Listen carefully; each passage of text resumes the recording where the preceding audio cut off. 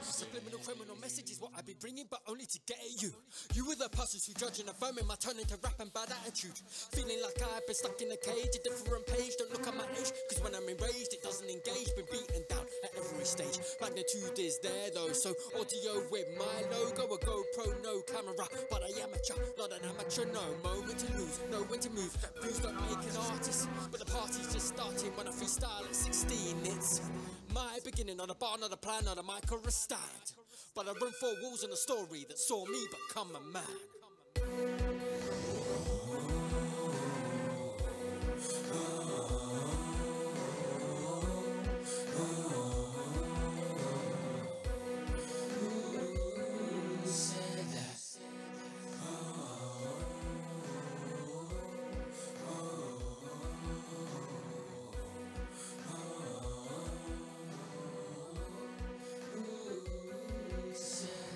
You are listening to Weekend City Show on ABN Radio.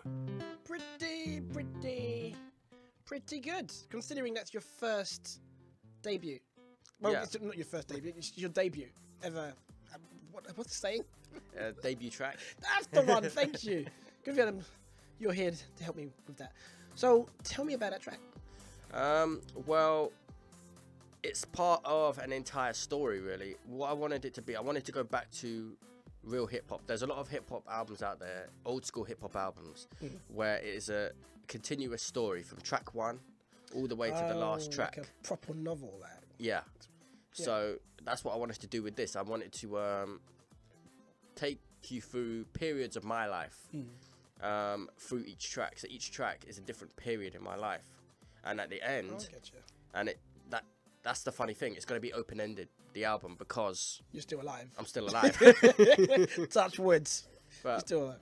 with this track, it actually goes back to the acting a little bit. That's the funny thing. Okay. Because the third verse, where I did that kind of operatic singing thing, yeah, That, I ain't gonna lie, that scares me a little bit. yeah, it is a bit creepy. Because when you got it in headphones, you can it feels like someone's behind you, about to attack you. What's that I about? promise I'm not about to attack anyone. I beg you don't. I'll try not to. I'll do my best. Beg you don't. I'll try. So, yeah, when I was doing my acting lessons privately, part of it was learning to sing. Oh really? Yeah, because obviously in a lot of stage acting you have to Oh, do some singing. yeah. And obviously because it's acting, the singing you usually always go to is operatic type of singing. So I thought, how can I incorporate this into my album and make it a little bit different from things that have been done before? Yeah. And when I did that, I did it experimentally. A lot of my music is experimental. And I did that just on a whim, just to see if it would work. And when I heard it back, I was like, yes, this is what this track needs. So as a music producer, how hard are you on your own tracks? Oh, wow. If you That's ask, a bloody great question. I don't know where that came from. That was a great question. if you ask anyone that knows me, they will tell you I'm my own worst enemy. I critique every detail of my tracks.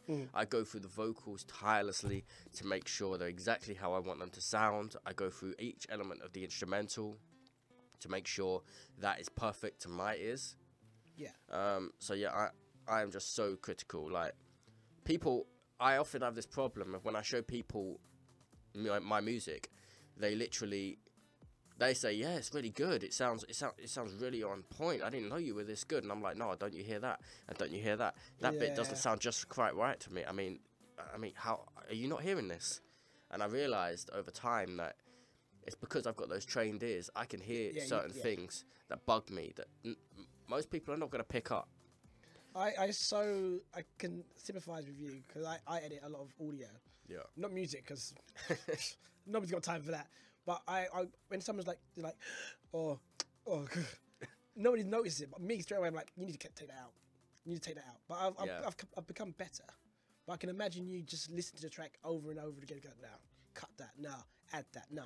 So when do you stop yourself from doing that? How do you stop yourself from doing that? That's the funniest thing. So I told you when I started, right, when I was about 16, and I'm 26 now, and I'm only just releasing Man's an getting album. old, bruv. Man's old. Pretty you, much. need to retire, bruv. I'm joking. You're still fresh. Hey, look at gigs. But yeah, Let's not mention him and his wives and kids. yeah, yeah. Back to the topic at hand. Back to the topic at hand, yes. Yeah, so that's why I'm only just releasing this album now. After it's been 10 years, I've actually been making music, and all I really released in that time was one mixtape that is now kind of lost to time. What do you mean? Well, it was on an old SoundCloud. I did it under a different name, and it was kind of it was a learning curve for me. It was a time when I was trying to figure out who I am as an artist, and after I released it, I kept trying to make stuff, and I kept working in the studio, and I've been working, doing music and doing different things for 10 years now. But because I was so meticulous, none of it felt good enough, and I kept deleting and changing and editing to the point where it didn't sound right anymore. Yeah. So with this album, I really had to learn, because I know I'm definitely releasing this. I had to learn to find a stopping point. I get you. Find a place where it's like, no, it sounds good, don't play with it anymore, don't mess with it. And I think I'm in a good place with that now. I mean, thank you. No, because I understand your pain, because you don't want to put out rubbish. Yeah. And you want to make sure what you've put out is true to what you're trying to do. Absolutely. But if you hear it, it's not you, is it? Exactly. No, I totally get that. And you just listen. Sometimes it's funny because I read an excerpt from an article where Eminem talked about how he would make tracks, he would listen back to them in his car or something, and when he listened to them, it wasn't what he originally intended it to be, and it wasn't good enough for him. So he just scrapped it and he went on and did something else. And I feel like that's what I was doing for the longest time, and that's why I haven't released anything up to now. Yeah.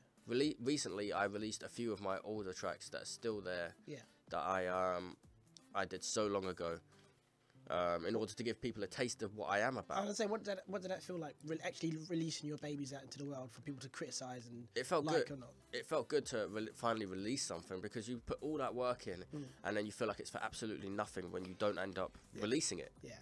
So I feel like with this album, when I release it, it's not only I can be proud of the work that was put in, I can be proud that I managed to grow enough myself to find that point where I can stop and just say, yeah, this is a finished project and this sounds good. So what are people going to hear on the album?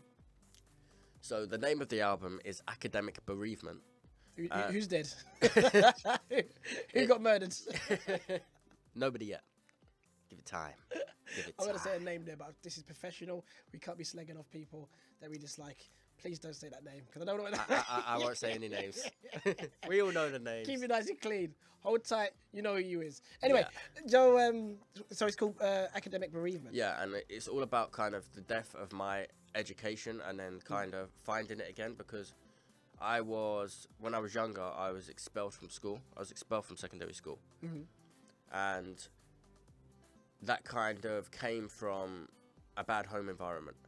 And it kind of just all kept going from there, got worse and worse, and I ended up going into different avenues that I shouldn't have been going in, doing less than legal things. Yeah, keep it clean. Yeah. But you're a reformed person. Yeah, and exactly, and you're not that same 16-year-old boy with anger issues. Absolutely. Who hated the world. Now you're a more tuned human being. Yeah. With goals, beautiful girlfriend. Absolutely. Album coming out fresh soon. Yeah. So, any more films?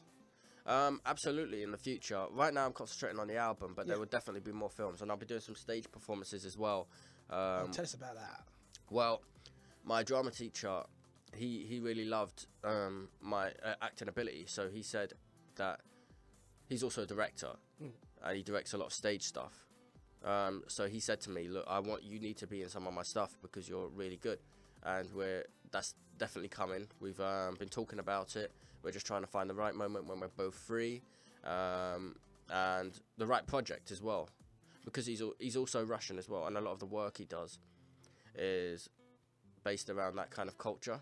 Okay. And not always in English. Can you speak Russian? Unfortunately not. Okay. If I could, I'd probably already be in one of his things. But he does a lot of different things, and yeah, it's just finding the right project. Okay. But yeah, there's definitely a future for that. Going back to the album though, it really is just literally a journey about literally detailing how I became a better person, how I went from this person that was so angry at the world and felt like everything was against me, to this person who kind of grew out of that and realised that I'm in control of my own destiny and that I'm going to make it a good one. Okay, we'll be back after Wadakale and Escobar.